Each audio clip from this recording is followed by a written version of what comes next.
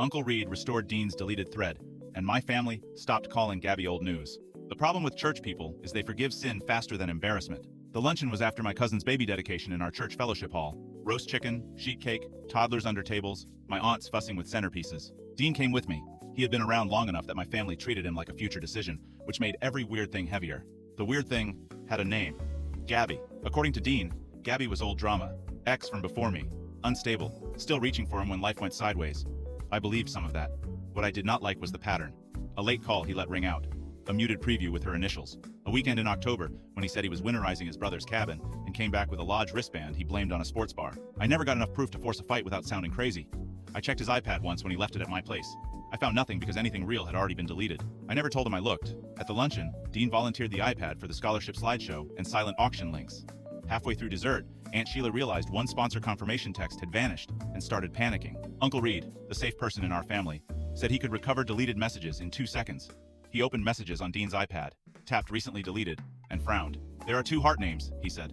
Which one is the donor? Aunt Sheila said Gail Hartman. Reed tapped G Hart and restored it. Wrong Hart. It was Gabby Hart. And because the iPad was still mirrored to the TV from the slideshow, the whole thread jumped onto the screen. The first message was from 6 days earlier. You don't get to leave before sunrise again and call that harmless. Under it was Dean's reply. I said I'd fix it after the dedication weekend.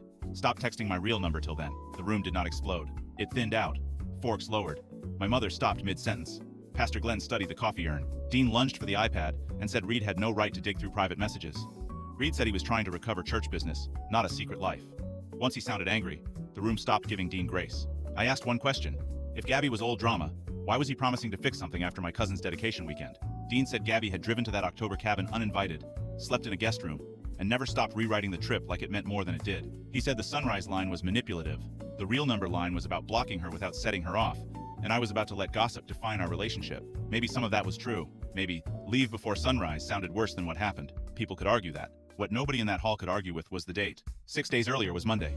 Monday was the night Dean told me he was at men's retreat setup and could not talk. My brother, from the chair stack in the corner, said Dean left the retreat site before dark and claimed he had an early roofing estimate. That was the turn. Until then, this might still have been toxic X spill plus ugly wording. Once my brother placed Dean somewhere else on the exact night of the texts, it became Dean managing multiple versions of one timeline and counting on me to stay polite because the room was church. Aunt Sheila unplugged the TV, but not before one more restored line flashed at the top. Don't drag me around your family thing and then act single with me after. Dean said, act single was Gabby's phrase, not proof. He was right. It still did not save him. Reed handed me the iPad instead of him. I told Dean he could leave without me or sit through lunch and explain later, but he was not riding home with my family. By coffee, nobody was asking whether I had overreacted. They were arguing over whether Dean had cheated or just lied in such a practiced way that the difference barely mattered.